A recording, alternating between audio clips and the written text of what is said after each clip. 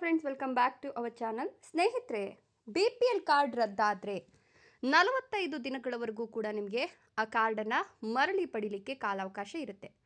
ಹಾಗಾದರೆ ಕಾರ್ಡ್ ಮತ್ತೆ ಮರಳಿ ಪಡಿಬೇಕು ಅಂತ ಅಂದರೆ ಆ 45 ದಿನಗಳ ಗಡುವಿನೊಳಗಡೆ ಮಾಡಬೇಕಾದಂತಹ ಕೆಲಸ ಏನು ಹೇಳ್ತಾ ಹೋಗ್ತೀನಿ. ಅದಕ್ಕಿಂತ ಮೊದಲು ನೀವಿನ್ನು ನಮ್ಮ ಚಾನಲನ್ನು ಸಬ್ಸ್ಕ್ರೈಬ್ ಮಾಡಿಲ್ಲ ಅಂದರೆ ನಮ್ಮ ಚಾನಲನ್ನು ಸಬ್ಸ್ಕ್ರೈಬ್ ಮಾಡಿಕೊಂಡು ಪಕ್ಕದಲ್ಲಿ ಬರ್ತಕ್ಕಂಥ ಬೆಲ್ ಐಕಾನ್ ಮೇಲೆ ಮರಿದೆ ಕ್ಲಿಕ್ ಮಾಡ್ಕೊಳ್ಳಿ.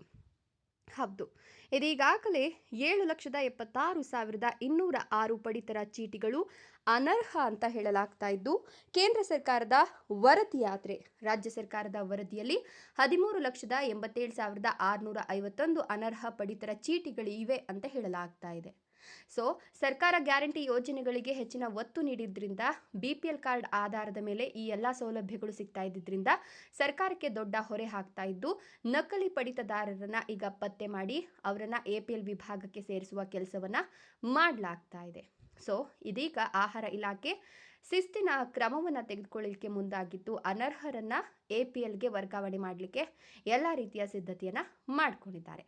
ಇನ್ನು ಕೆಲವು ತಾಂತ್ರಿಕ ಸಮಸ್ಯೆಯಿಂದಾಗಿ ನೀವು ಅರ್ಹ BPL ಕಾರ್ಡ್ ಬಳಕೆದಾರರಾಗಿದ್ದು ನಿಮ್ಮ ಕಾರ್ಡ್ ಏನಾದರೂ APLಗೆ ಪರಿವರ್ತನೆ ಆದರೆ ನೀವು ಚಿಂತಿಸೋ ಅವಶ್ಯಕತೆ ಇಲ್ಲ. ಯಾಕಂತಂದರೆ ಸರ್ಕಾರ ನಿಮಗೆ 45 ದಿನಗಳ ಕಾಲಾವಕಾಶ ನೀಡುತ್ತೆ. ನೀವು ಅಗತ್ಯ ದಾಖಲೆಗಳನ್ನು ತಹಶೀಲ್ದಾರಿಗೆ ಸಲ್ಲಿಕೆ ಮಾಡುವ ಮೂಲಕ ನಿಮ್ಮ ಕಾರ್ಡನ್ನು ನೀವು ಮರಳಿ ಪಡ್ಕೊಳ್ಬಹುದು. ದಾಖಲೆಗಳನ್ನು ಅವರು ಪರಿಶೀಲನೆ ನಡೆಸಿ ನಂತರ ನಿಮಗೆ APL ಕೊಡಬೇಕು BPL ಕೊಡಬೇಕು ಅನ್ನೋ ನಿರ್ಧಾರ ಮಾಡ್ತಾರೆ.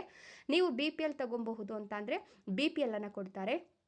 APL ಕೊಡಲೇಬೇಕು ಅಂತ ಡಿಸೈಡ್ ಮಾಡಿದ್ರೆ ನಿಮ್ಮನ್ನು APLಗೆ ಕನ್ವರ್ಟ್ ಮಾಡ್ತಾರೆ. ಸೊ ನಿಮಗೆ 45 ದಿನಗಳ ಕಾಲಾವಕಾಶ ಇರುತ್ತೆ. ಹಾಗಾಗಿ ನೀವು ಚಿಂತಿಸ್ತಕ್ಕಂಥ ಅಗತ್ಯತೆ ಇಲ್ಲ.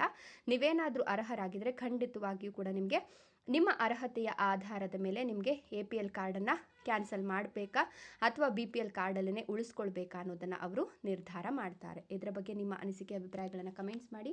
ವಿಡಿಯೋ ಇಷ್ಟ ಆದರೆ ಲೈಕ್ ಕೊಟ್ಟು ಶೇರ್ ಮಾಡಿ. ತಪ್ಪದೆ ನಮ್ಮ ಚಾನಲನ್ನು ಸಬ್ಸ್ಕ್ರೈಬ್ ಮಾಡ್ಕೊಳ್ಳಿ. Thank you.